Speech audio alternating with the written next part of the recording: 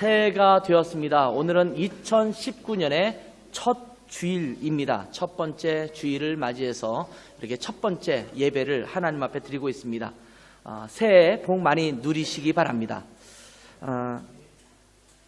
인사할까요? 우리 함께 옆에 있는 사람과 인사합시다. 매년 우리가 새해를 인사할 때마다 제가 말씀을 드립니다. 보통 예수를 믿지 않는 자들에게는 제가 이렇게 인사를 합니다. 새해 복 많이 받으세요. 이렇게 인사를 해요. SNS를 통해서 하든 만나서 얘기를 하든 새해 복 많이 받으세요. 이렇게 인사를 합니다. 아직 예수 그리스도가 없는 이들에게는 참된 복이 없는 것이기 때문에 만복의 근원 되신 예수 그리스도를 구세주로 받아들이는 복이 필요합니다. 그래서 저는 그들에게는 새해 복 많이 받으세요. 이렇게 인사를 해요. 그러니까 구별해서 인사를 하는 거죠. 그런데 우리 그리스도인들에게는 예수 그리스도를 구세주와 주님으로 받아들인 순간 이미 복 받은 자들이 되었기 때문에 그들에게는 이렇게 인사합니다. 새해 복 많이 누리십시오. 예수 그리스도가 우리의 복입니다. 모든 복은 이미 우리 안에 있습니다.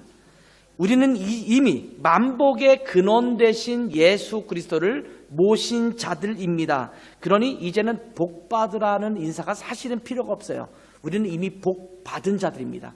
중요한 것은 우리가 이미 받은 복을 마음껏 누리는 것이 필요하죠. 게니센 하는 것이 필요한 거예요. 그래서 우리에게 주신 복을 마음껏 누리기를 원합니다. 이런 인사를 하는 것입니다. 그래서 여러분 주변에 있는 분과 인사를 해볼까요? 새해 복 많이 누리십시오. 새해 복 많이 누리십시오. 예, 새해 복 많이 누리시기 바랍니다. 꼭 이렇게 인사시킬 때 안 하는 분들이 몇 분 계세요. 인사하시는 것도 복이 됩니다. 새해를 시작하면서 오늘은 지난 주간 사실은 2018년을 마무리하면서 마지막 본문이 학개서였습니다. 짧은 2장짜리의 말씀을 아마 여러분이 묵상했을 겁니다. 12월 31일을 마무리하면서 여러분이 아마 읽었던 말씀이 오늘 본문의 말씀이 아닌가라는 생각이 듭니다. 이 지난 주간에 했던 큐티 본문으로 함께 말씀을 나누려고 합니다. 학개 선지자는 이스라엘 백성들이 바벨론의 포로로 잡혀갔다가 다시 돌아온 때에 활동했던 선지자입니다. 수룹바벨과 느헤미야 그리고 스가랴 선지자와 말라기 선지자가 이 포로 생활에서 돌아온 이때에 활동했던 사람들이거든요. 이런 사람들인데 학개는 스가랴와 말라기 선지자보다 먼저 활동을 했던 사람입니다. 초창기 포로 생활에서 돌아온 초창기에 활동했던 선지자 중에 하나가 학개라는 사람입니다. 이스라엘은 학개가 활동했던 그 당시에 페르시아, 성경에서는 바사, 우리 한글 성경에서는 바사라고 이름이 표현되어 있는데 이 페르시아의 포로가 된 상태입니다. 왜냐하면 바벨론으로 포로로 끌려갔지만 처음에는 아수르에 끌려갔고 또 바벨론에 끌려갔는데 이제 바벨론을 이 페르시아라는 나라가 또 멸망시키고 그 나라를 차지했어요. 그러니까 결국 바벨론으로 끌려갔지만 이제는 페르시아의 포로가 된 상태입니다. 그렇기 때문에 오늘 본문에 보면 페르시아 왕이었던 다리오 왕 2년이라고 그 시기를 기록하고 있는데 아마 일반적으로 이 사람의 이름은 다리우스 히스타스페스라고 하는 왕이 다스렸던 때가 아닌가라는 이야기를 합니다. 아무튼 이때에 이스라엘을 다스릴 총독으로 수룹바벨이라는 사람이 임명됩니다. 이 수룹바벨은 바벨론에서 낳은 아들 또는 바벨론에 대한 슬픔이라는 의미를 갖고 있는 그런 이름입니다. 이름이 좀 슬프죠. 유대인들이 갖고 있는 이름으로서는 굉장히 그 식민지에 있는 포로 생활의 향수를 기억하게 하는 그런 이름을 갖고 있는 그런 이름입니다. 이 수룹바벨은 남한국 유대의 19대 왕이었던 여호야긴의 손자입니다. 이거 왕족인 거죠. 성경은 스알디엘의 아들이라고 성경에 나오고 있는데 원래 실제로 친아버지가 누구냐면 부다야라는 사람입니다. 부다야의 아들인데 왜 스알디엘의 아들이라고 나오느냐? 성경에 보면 어떤 데서는 부다야의 아들로 설명이 나올 때도 있습니다. 그런데 보통 성경에 일반적으로 스알디엘의 아들이라고 또 나오고 있어요. 여러분 아마 그 유대의 율법을 보면 형이 자식을 낳지 못하고 죽으면 그 동생이 형수와 결혼해서 자식을 낳게 되는 그런 법이 있었거든요. 아마 스엘델이 자식이 없이 죽었기 때문에 아마 그 부다야라는 그 동생이 스알델의 동생이 형수와 결혼해서 낳은 아들이 아마 수룹바벨이 아니었을까라고 일반적으로 성경학자들이 이야기합니다. 그렇기 때문에 그 아들은 부다야의 아들이긴 하지만 스알델의 아들로 그 대를 잇는 사람으로 쓰여졌기 때문에 보통 성경에서는 스알디엘의 아들이라고 소개되고 있습니다. 왜냐하면 그런 분이 없을 수도 있겠습니다만 어떤 분은 성경 읽다가 도대체 스알디엘의 아들 스룹바벨은 뭐고 또 이 부다의 아들 스룹바벨은 뭔가를 하고 아주 그 고도 깊게 성경을 연구한 사람들은 물어볼 수 있거든요. 그런 측면에서 이 두 사람은 같은 인물이라고 볼 수가 있습니다. 그렇기 때문에 사실은 이 이스라엘이 멸망당하지 않았다고 한다면 유다의 왕위를 자연스럽게 계승할 인물이 수룹바벨입니다. 다윗의 계보를 계속적으로 잇고 있는 그런 사람이라는 말입니다. 페르시아 왕이 이 수룹바벨에게 다른 이름을 또 하나 주는데 이 페르시아식 이름을 하나 줍니다. 그것이 세스바살이라는 이름을 줍니다. 그래서 에스라서에서는 수룹바벨의 이름이 세스바살이라는 이름으로 기록된 것도 보여집니다. 자, 제가 지금 이 배경 설명을 잠깐 드렸습니다만 이제 이스라엘 백성들은 포로로 있다가 꿈에 그리던 고향 땅 이스라엘로 돌아왔습니다. 이스라엘로 돌아와서 예루살렘 성전이 무너져 있었기 때문에 예루살렘 성전을 재건하는 것이 매우 시급한 일 중에 하나였습니다. 그래야 하나님께 제대로 예배 드릴 수 있기 때문입니다. 이스라엘에게 있어서 가장 우선적으로 해야 될 과제가 있다면 예루살렘 성전을 재건하는 일입니다. 무너진 예배를 회복하고 하나님과의 관계 회복을 공식적으로 선포하는 의미로 예루살렘 성전을 건축하는 것은 이스라엘에게서는 매우 중요한 일이었기 때문입니다. 그런데 주변에 있는 민족들이 예루살렘 성전을 건축하는 것을 반대합니다. 이스라엘의 성전이 제대로 갖추어지고 이스라엘 백성들이 하나님과의 제대로 된 관계를 맺어지게 된다면 이스라엘이 얼마나 굳건한 나라로 강성한 나라로 바뀌는지를 이미 주변 나라들이 역사를 통해서 경험했었기 때문에 지금 예루살렘 성전이 건축되는 것을 하나님과의 올바른 관계가 지속되는 것을 주변 사람들은 시기하고 질투했습니다. 그래서 이스라엘 성전이 건축되면 페르시아를 위협할 것이다 라고 하는 고발을 계속적으로 페르시아에게 하게 됩니다. 사마리아를 중심으로 해서 그런 나라들이 끊임없이 이제 예루살렘에 대한 이스라엘에 대한 이제 헛된 소문을 퍼뜨리기도 합니다. 그러자 이스라엘이 이러한 시기와 방해를 인식해서 예루살렘 성전 건축을 뒤로 미룹니다. 왜냐하면 페르시아가 우리를 힘들게 할 수도 있고 괜한 오해를 살 수 있으니까 정치적인 이유로 우리 예루살렘 성전을 좀 더 미루자, 건축을 미루자 이렇게 이야기를 하는 겁니다. 그러면서 자기 집 포로로 돌아왔다 무너지고 잘 보수되어 있지 않는 자기 집을 다시 꾸미는 일에 바쁘게 되고 자기의 생활을 안정하게 하는 일에 더 바쁜 일들을 보내게 됩니다. 그것이 포로에서 돌아온 이스라엘 백성들의 모습이었습니다. 우리가 보통 여기에 와서 살 때 내가 유학하러 왔지 내가 무슨 신앙생활 잘하려고 독일까지 온 것 아니냐 이렇게 말하면서 공부하는 일에 바쁘고 내가 직장생활하는 일에 바쁘고 사업하는 일에 바쁘기 때문에 내 신앙생활은 좀 더 뒤로 미룰 수 있잖아요. 그런 것처럼 이스라엘 백성들도 이제 포로에서 돌아온 이후에 자기의 집을 꾸미고 자기의 사업을 다시 확장시키고 또한 논과 밭에 일터를 만들고 이런 일에 더 바쁜 이스라엘 백성들의 모습이 보였던 것입니다. 그러자 하나님께서 학개 선지자를 통해서 이스라엘 백성들에게 예루살렘 성전 건축에 대해서 촉구하고 있는 내용, 이것이 학개에서의 전체적인 내용입니다. 여기서 성전을 건축한다는 것은 단지 건물만을 제대로 짓는 것을 의미하지만은 않습니다. 말씀드렸다시피 하나님과의 무너진 관계, 허물어진 신앙을 회복함에 대한 외적인 증거가 성전의 재건이었기 때문에 예루살렘 성전을 건축하도록 촉구하고 있는 것입니다. 학개 1장의 내용은 예루살렘 성전 건축을 촉구하는 내용이고 결국 1장 하반부쯤에 보면 이스라엘 백성들이 돌이켜서 이제 성전 건축을 하게 되는 과정으로 1장이 맞춰지게 되죠. 그러면서 학개 선지자를 통해서 이스라엘 백성들에게 주시는 메시지가 오늘의 본문 말씀입니다. 성전이 재건되면서 주시는 메시지, 그 메시지가 오늘의 본문 말씀인데 하나님과의 새로운 관계가 회복되는 시점에서 주시는 메시지이기 때문에 굉장히 중요합니다. 새해를 맞이하는 우리에게, 첫 번째 주일을 맞이하는 우리에게 주시는 메시지로 함께 살펴보는 시간이 되었으면 좋겠습니다. 학개 선지자는 먼저 우리의 거룩함은 우리 자신이 아니라 하나님께로부터 온다는 사실을 강조하고 있습니다. 이스라엘 백성들은 자기 자신들이 하나님이 선택한 백성, 선민이라고 말하죠. 이 선민이라는 사실에 대해서 큰 자부심을 갖고 있습니다. 야, 우리는 하나님의 선택된 백성이야. 우리를 우습게 보지 마. 이렇게 말하는 자부심이 있었습니다. 그렇기 때문에 자신들은 거룩한 백성, 성민이라는 마음을 가지고 늘 자랑스러워했습니다. 우리는 선민이고 성민이야. 선택된 백성이고 거룩한 백성이야. 우리를 얕보면 안 돼. 이렇게 하는 자부심과 자랑이 그 마음 가운데 있었습니다. 그런 이스라엘 백성들에게 11절부터 14절의 말씀을 해주시고 있는 것입니다.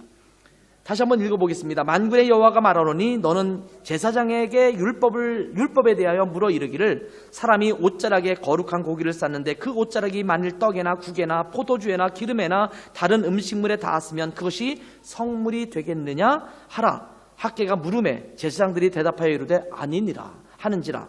학개가 이르되 시체를 만져서 부정하여진 자가 만일 그것들 가운데 하나를 만지면 그것이 부정하겠느냐 하니 제사장들이 대답하여 이르되 부정하리라 하더라. 이에 학개가 대답하여 이르되 여호와의 말씀에 내 앞에서 이 백성이 그러하고 이 나라가 그러하고 그들의 손의 모든 일도 그러하고 그들이 거기에서 드리는 것도 부정하니라. 이렇게 말씀하고 있습니다. 어떤 사람이 거룩한 고기, 즉 이 거룩한 고기는 하나님 앞에 제물로 바쳐졌던 고기를 일컫는 말입니다.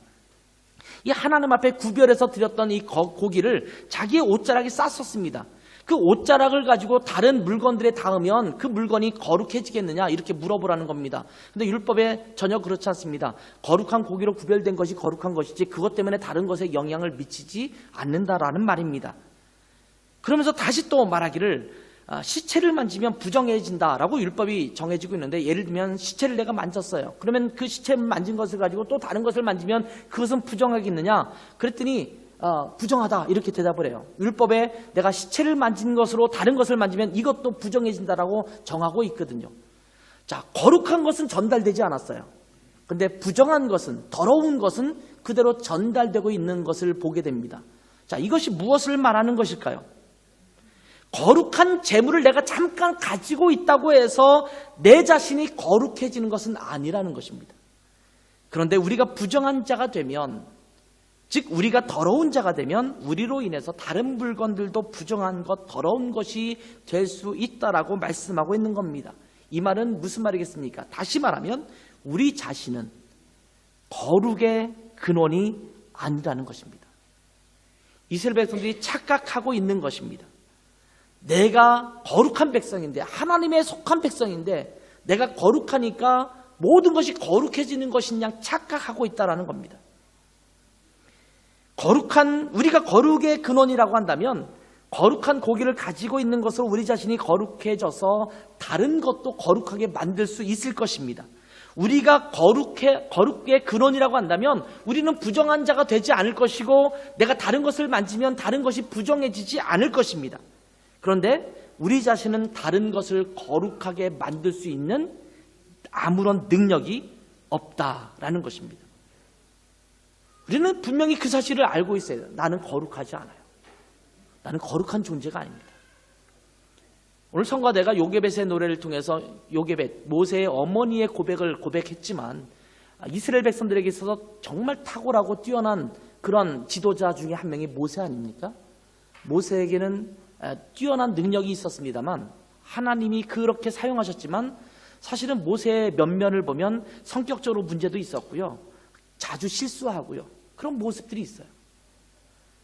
이스라엘의 위대한 왕 중에 한 명이 다윗입니다. 누구도 정말 존경할 만한 그런 왕이었습니다.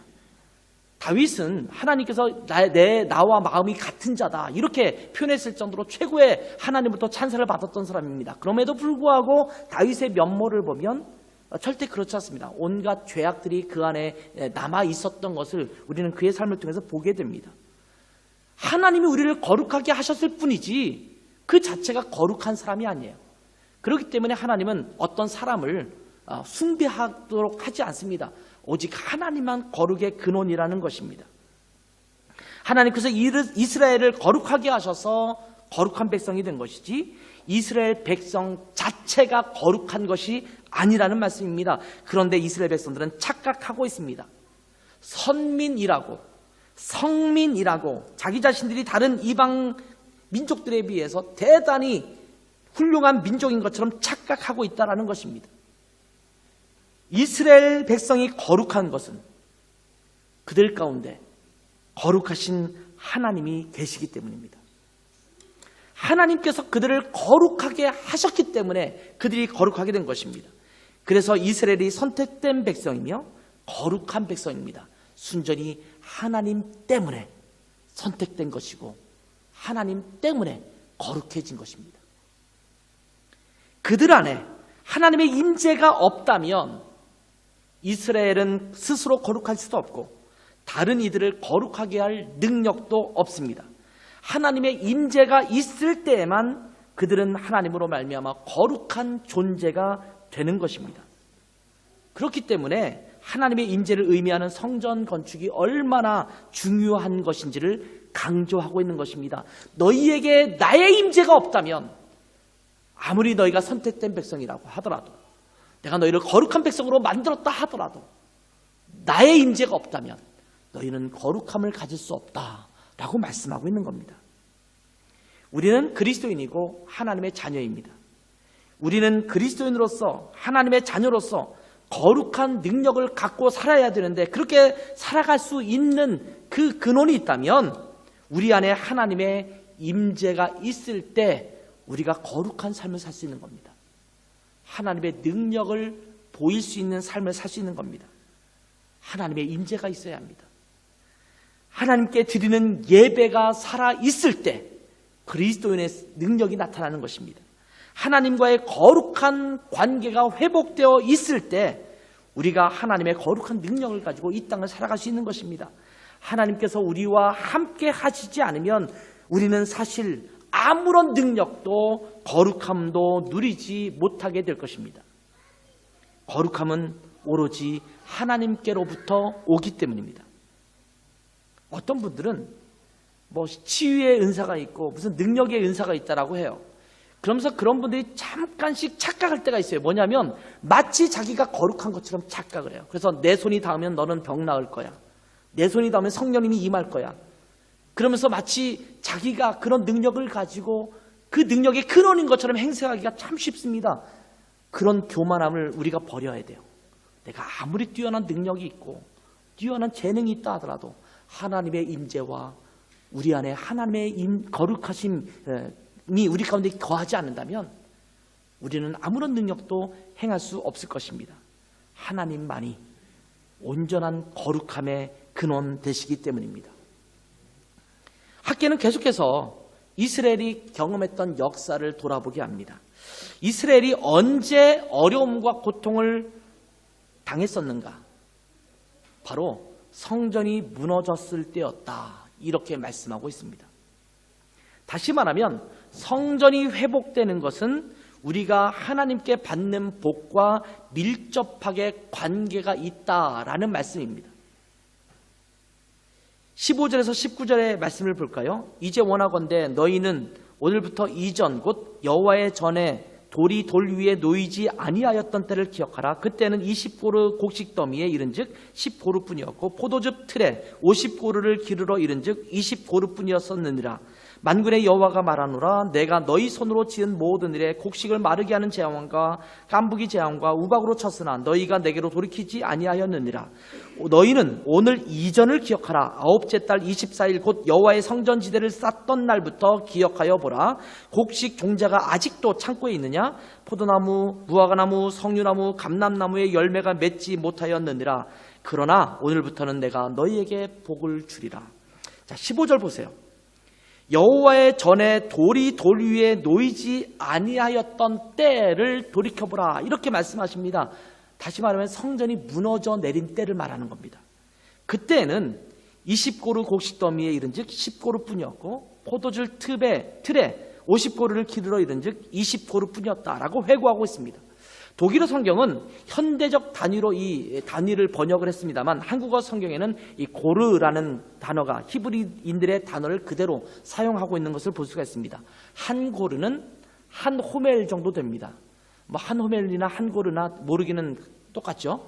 그것을 우리가 지금 알고 있는 단위로 환산한다면 220리터 정도 되는 것이 한 고르입니다. 자, 그러니까 20고르 정도 생산되는 약 4,400리터 정도 생산되는 곡식 더미가 있어야 돼요. 근데 가보니까 거기에 반밖에 되지 않은 10고르밖에 되지 않습니다. 약 2,200리터 정도밖에는 나지 않은 거예요. 우리가 반타작이란 말 쓰지 않습니까? 곡식을 이만큼 얻어야 되는데 실제로는 요만큼밖에 얻지 못하는 거예요. 그 뒤에 보면 깐부기 재앙 뭐 이런 것들을 얘기하면서 이런 여러 재앙 때문에 내가 얻을 수 있을 양을 다 얻지 못하는 것입니다. 50고르 정도 얻을 수 있는 포도주 틀에 갔습니다. 50고르라면 11,000리터 정도 되지 않습니까? 여기에 갔는데 일을 마치고 가보면 고작 20고르 반도 나오지 않는다라고 말하고 있습니다. 약 4,400 정도밖에 내지 않는 것입니다. 하나님 없이는 결국 모든 하는 일이 헛된 수고가 될 수밖에 없었다라고 말하고 있는 겁니다. 그런데 18절 말씀 보면 다른 말씀으로 넘어가죠. 여호와의 성전 지대를 쌓던 날부터 기억하여 보라.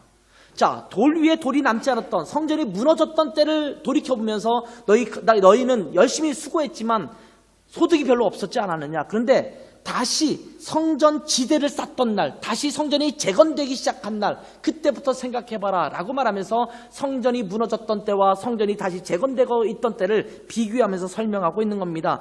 아직은 포도나무, 무화과나무, 석류나무, 감람나무가 열매를 맺지 못하고 있지만 성전이 건축되기 시작했지만 아직 완성되지 않았어요. 그래서 아직은 열매가 맺지 않았어요. 그런데 그 뒤에 이렇게 말하면서 이 말씀을 맺습니다. 그러나 오늘부터는 내가 너희에게 복을 주리라. 성전 지대를 쌓기 시작했는데 이제 그 성전이 완공되어 하나님께 드려졌으니 이제부터는 내가 너희에게 복을 주겠다. 이렇게 말씀하고 있는 겁니다. 하나님의 성전 지대를 놓기 시작했다가 중단했던 것들을 기억하게 하시면서 아직 성전이 완공되지 않았을 때는 그 복이 임하지 않았지만 완공된 지금 시점으로부터는 너에게 복을 주시겠다. 이렇게 말씀하고 있는 겁니다. 어떤 분들은 기복신앙 또는 구복신앙, 복을 기대하고 복을 구하는 신앙, 이걸 구복신앙, 기복신앙 이렇게 말하잖아요. 이런 기복신앙, 구복신앙은 나쁘다라고 말합니다. 물론 복을 받기 위해서만 믿음 생활을 하는 것은 좋지 않습니다. 내가 잘 믿으면 복 받고 신앙생활을 잘 하지 못하면 복을 받지 못하니까 복을 받기 위해서 신앙생활을 잘 해야겠다라는 마음을 가지고 신앙생활하는 것, 신앙생활이 복 받기 위한 것을 추구한 것이라고 한다면 잘못된 것입니다. 그러나 성경은 하나님과의 좋은 관계를 가지고 있고 하나님 앞에서 믿음 생활을 잘하면 복을 주시겠다라는 말씀을 반복적으로 여러 번 우리에게 말씀해 주시고 있습니다. 그러니 신앙생활을 잘하면서 복 받기를 바라는 것이 반드시 나쁜 것만은 아니라는 말씀입니다. 그렇지만 신앙생활을 잘하면 눈에 보이는 물질적이고 물리적인 복을 잘 받는 것만은 아니기 때문에 그러한 공식을 가지고 신앙생활을 우리가 해서는 안 되겠죠. 그렇게 하는 것이 기복신앙이고 구복신앙이거든요. 그런데 하나님은 이스라엘 백성을 향해서 너희가 성전을 제대로 건축하여 이스라엘 안에 온전한 예배가 회복되고 하나님의 임재가 다시 회복되면 너희에게 복을 주시겠다라고 말씀하고 있는 것입니다. 올해 안에는 우리 안에 하나님의 임재가 회복되었으면 좋겠습니다.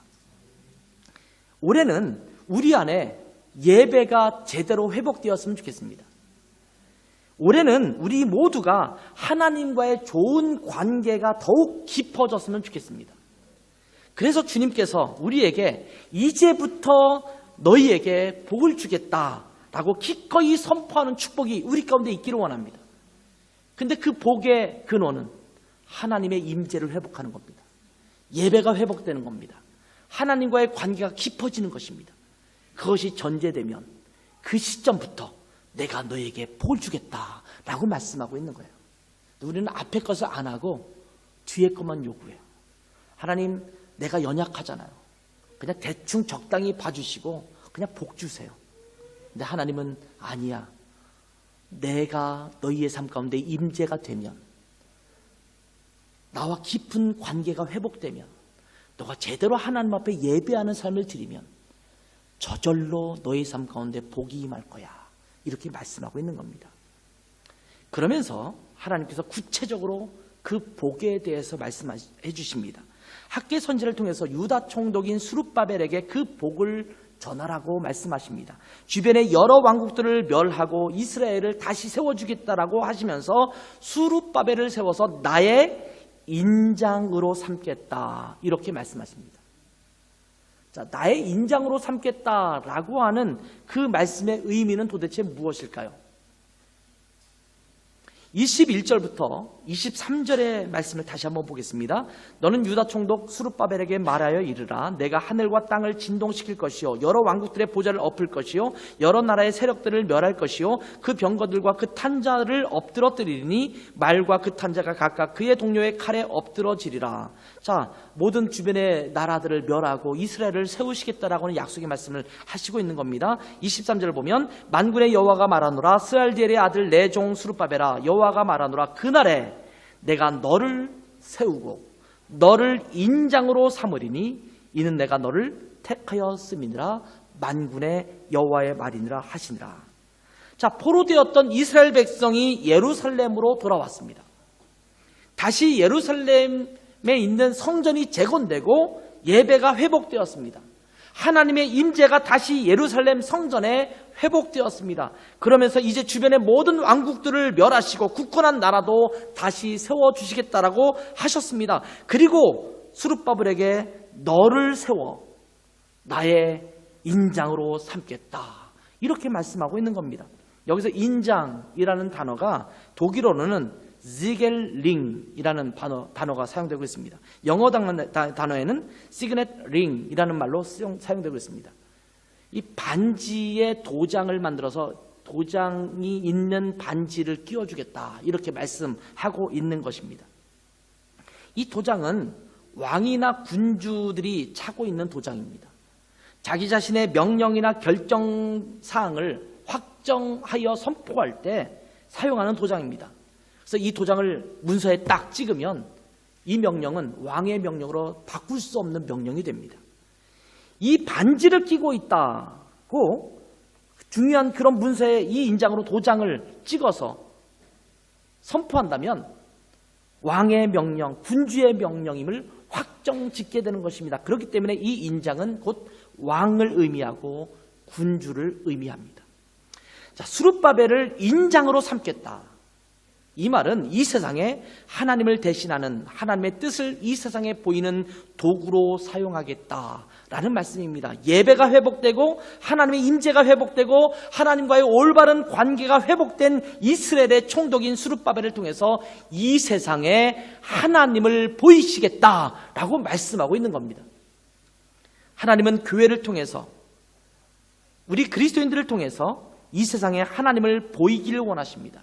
하나님이 어떠한 분이신지, 하나님의 뜻이 무엇인지를 이 땅에 우리를 통해서, 또 교회 공동체를 통해서, 우리 그리스도인들을 통해서 보여주시기를 원하신다라고 말씀합니다. 그래서 하나님은 우리를 하나님의 인장 삼아 주시겠다라고 말씀하고 있는 겁니다. 그래서 여러분을 보면 하나님의 뜻을 볼 수 있어야 돼요. 근데 여러분을 보면서 무슨 하나님이 저래, 이런 모습을 보여서는 안 되죠. 하나님의 인장을 보이지 못하는 것입니다. 교회 공동체가 하나님의 인장이 된다는 소리는 세상을 향하여 하나님의 뜻을 확정지어 선포할 수 있는, 그것을 보일 수 있는 그런 존재가 되어야 한다는 것입니다. 그런데 언제 그런 것이 일어나느냐?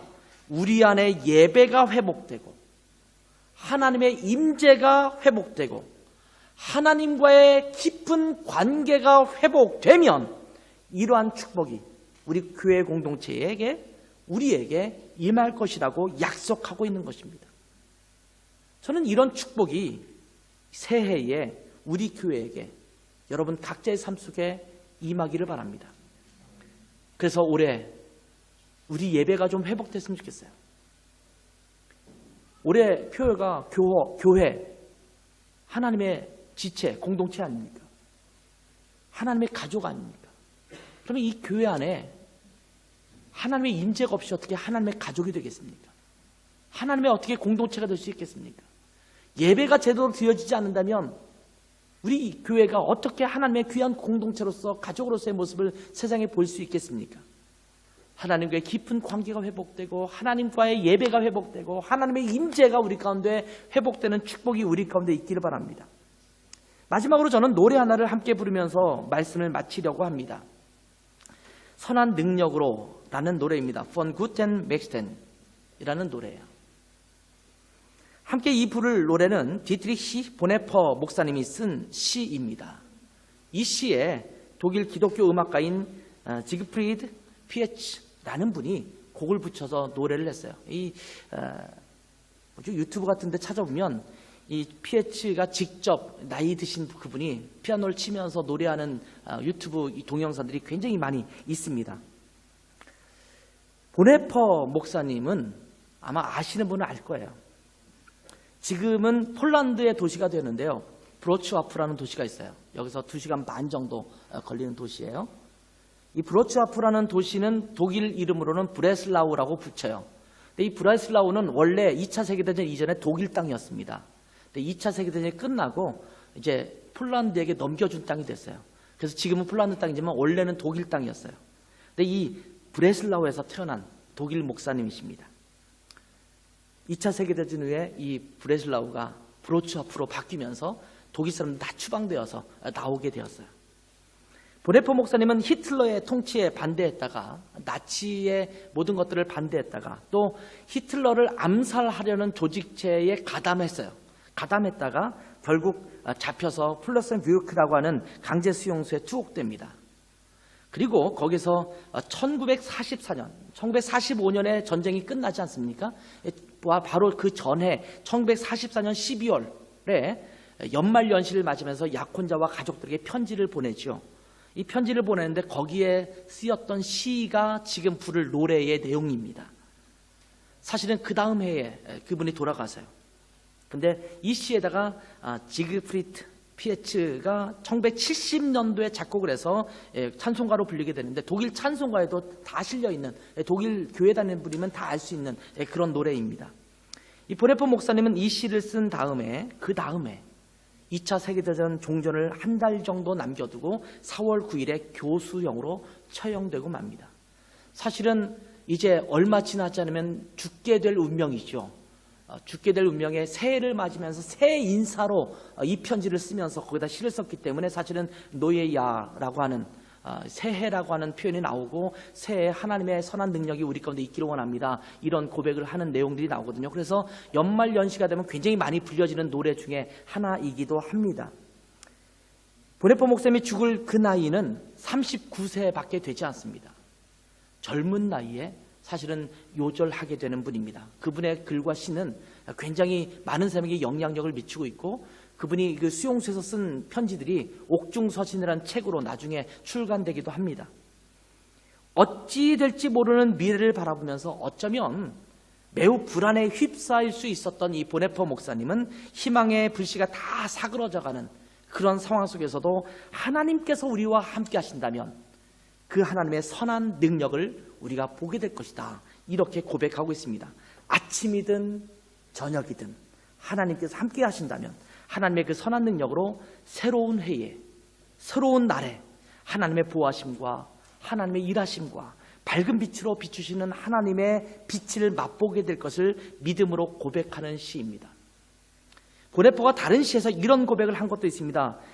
Ich fürchte deine Wege nicht, aber du weißt den letzten Weg für mich. 나는 가야 할 길을, 여기면 당신의 길, 직역으로 따지면 그렇죠. 당신이 계획하신 그 길은 나는 알 수 없어요. 내가 가야 할 길을 알 수 없고 이해할 수 없지만 당신은 제가 가야 할 올바른 길을 아십니다. 어떤 길이든 순종하겠다라는 믿음의 고백이죠. 새해를 맞이했습니다. 하나님의 선한 능력에 기대하는 여러분 되셨으면 좋겠어요. 그 선한 능력은 누구에게 오느냐? 하나님께로부터 오는 거예요. 하나님의 임재, 하나님과의 깊은 예배가 회복되었을 때, 또 하나님과의 관계가 회복되었을 때 그 선한 능력이 우리를 복주시게 될 줄 믿습니다. 새해를 맞이해서 하나님만을 의지하고 하나님이 우리 안에 계셔서 우리 교회 공동체 안에 우리 각자의 삶 속에서 하나님의 선한 능력을 하나님께서 우리에게 부어주시는 복을 온전히 경험하기를 고백하는 마음으로 이 노래를 고백하겠습니다. 1절은 우리 아나람 형제가 독일어로 한번 부르겠습니다.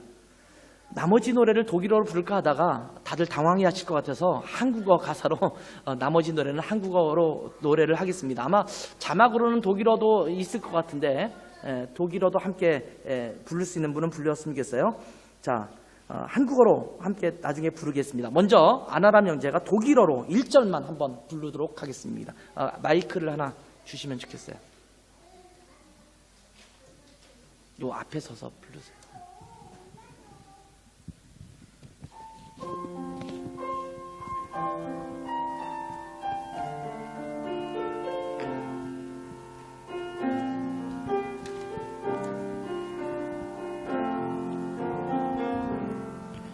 Von guten Mächten treu und still umgeben, behütet und getröstet wunderbar. So will ich diese Tage mit euch leben und mit euch gehen in ein neues Jahr. Von guten Mächten wunderbar geborgen, erwarten wir getrost, was kommen mag. Gott ist mit uns am Abend und am Morgen und ganz gewiss an jedem neuen Tag. 자, 지금 독일어로 잠깐 고백을 했습니다만 한국어 가사를 제가 한번 가사처럼이 아니고 좀 풀어서 제가 한번 이렇게 읽어드릴게요. 이 가사는 이런 내용이에요. 선한 능력에 언제나 고요하게 둘러싸여서 보호받고 위로받는 이 놀라움 속에 여러분과 함께 오늘 살기를 원하고 그리고 여러분과 함께 새해를 맞이하고 싶습니다. 선한 능력에 우리는 너무 잘 보호받고 있으며 믿음으로 일어날 일들을 기대하고 있습니다. 하나님께서는 밤이나 아침이나 우리 곁에 계십니다. 또한 매일의 새로운 날에 함께 하십니다. 옛것이 여전히 우리의 마음을 괴롭게 하고 어두운 날들의 무거운 짐은 여전히 우리를 누르지만 아 주님, 내몰려버린 우리의 영혼에게 당신께서 준비해 놓으신 구원을 주십시오.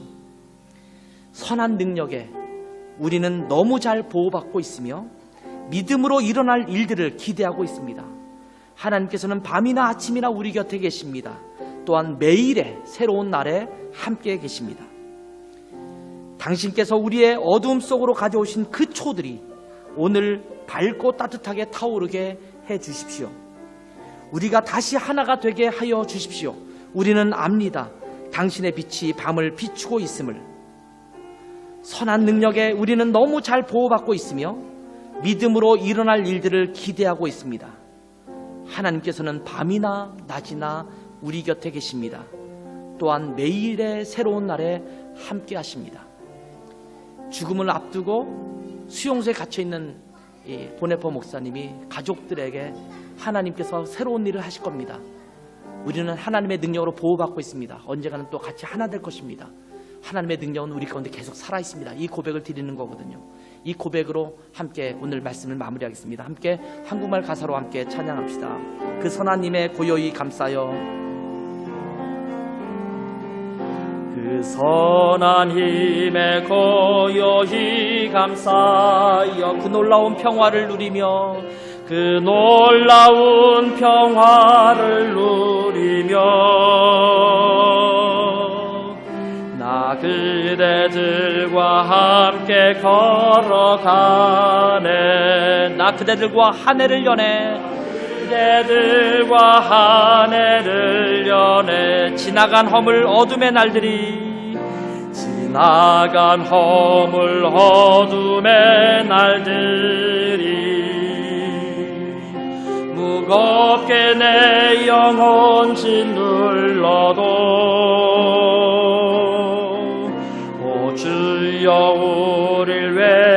안심하시고 약속의 구원을 이루소서. 그 선하님이 우리를 감싸시니 그 선하님이 우리를 감싸시니 믿음으로 일어날 위대하네. 주 언제나 우리와 함께 계셔. 하루 또 하루가 늘 새로워. 주께서 밝히신 작은 촛불이 주께서 밝히신 작은 촛불이 어둠을 헤치고 타오르네. 그 빛에 우리 모두 하나 되어 그 빛에 우리 모두 하나 돼 온누리에 비추게 하소서. 온누리에 비추게 하소서. 그 선하님이 우리를 감싸시니 그 선하님이 우리를 감싸시. 믿음으로 일어날 일 기대하네. 믿음으로 일어날 일 기대하네. 주 언제나 우리와 함께 계셔. 주 언제나 우리와 함께 계셔. 하루 또 하루가 늘 새로워. 이 고요함이 깊이 번져갈 때 고요함이 깊이 번져가. 저 가슴 벅찬 노래 들리네.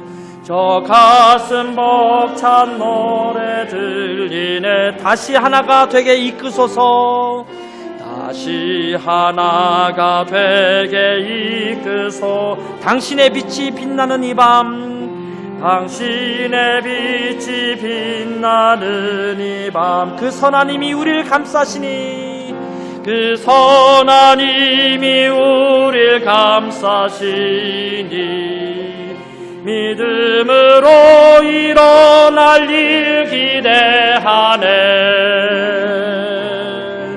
주 언제나 우리와 함께 계셔.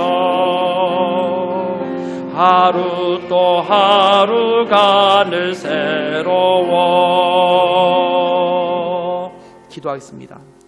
하나님 아버지, 하나님께 능력이 있음을 저희가 고백합니다. 그 선한 능력이 하나님께만 있음을 고백합니다. 보네파가 어두운 시절을 살고 있었지만 새해를 바라보면서 본인은 어떻게 될지 모르는 운명 속에 있으면서도 하나님의 선한 능력에 기댄다면 우리에게 밝은 빛이 올 줄 믿습니다라고 고백했듯이 하나님, 우리가 주님을 기대하고 주님을 바라봅니다. 하나님의 임재가 우리 가운데 있기를 원하고 하나님께 온전히 드려지는 예배가 회복되기를 원하고 주님과의 깊은 관계가 우리 가운데 있을 때 하나님으로부터 오는 그 선한 능력이 우리를 감싸고 보호하시며 올해 한 해 매일매일 하루의 삶이 주님으로 말미암아 승리할 줄 믿습니다. 하나님, 올해의 삶을 우리의 능력과 우리의 주변의 상황을 보고 기대하는 것이 아니라 오직 하나님께만 기대하며 한 해를 하루하루 살아가는 능력이 우리 가운데 경험되게 하옵소서. 하나님과의 관계가 회복되면, 예배가 회복되면, 주님의 임재가 회복되면 오늘부터 그 복을 주겠다고 말씀하셨던 그 복이 올해 안에 풍성하게 우리 모두에게 경험될 수 있도록 축복하여 주시옵소서. 예수님의 이름으로 기도했습니다. 아멘.